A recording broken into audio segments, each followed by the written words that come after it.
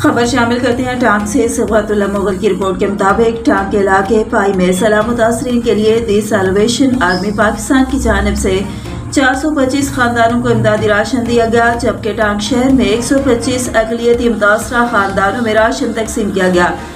दी Salvation army Pakistan की team leader George जान के मुताबिक जुलाई के महीने में पाई जिला टांग में खतरनाक सैलाबी रैला आने से सैकड़ों घर मुनहदम हुए और लोग खुले आसमान तले जिंदगी गुजारने पर मजबूर हुए और बदकिस्मती से अगस्त में एक और सैलाबी पानी आया, जिससे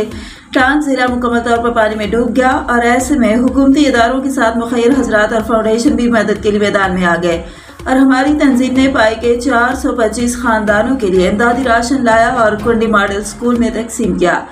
मुतासरीन सैलाब ने मिस आसिया अक़लियती कोऑर्डिनेटर का शुक्रिया अदा किया कि उनकी कोशिशों से सैलाब मुतासरीन की मदद के लिए लाहौर से टीमें पहुंचना शुरू हो गई हैं। मुतासरीन ने मजीद कहा कि मिस आसिया मेहनत और तावन से उनको घर की दहलीज पर इमदादी राशन दिया गया और जगह जगह धक्के नहीं खाए, जिस पर हम मिस आसिया को खराज तहसीन पेश करते हैं। दी सैल्वेशन आर्मी के टीम लीडर जॉर्ज ने तावन करते हुए deputy commissioner, assistant commissioner Jamshed Alam, DPO Tank, DSP और मुतालिका थानों के SHOs का शुक्रिया अदा किया, जिन्होंने इमदादी राशन की तकसीम में हर मुमकिन तावन किया। इसके अलावा डॉक्टर नदीम, डायरेक्टर क्रिश्चियन अस्पताल और अक़लियती कोऑर्डिनेटर मिस आसिया खान विलेज कमेटी मेंबरान का भी शुक्रिया अदा किया, जिन्होंने इमदादी काम में रज़ाकाराना खिदमत सर अंजाम दी।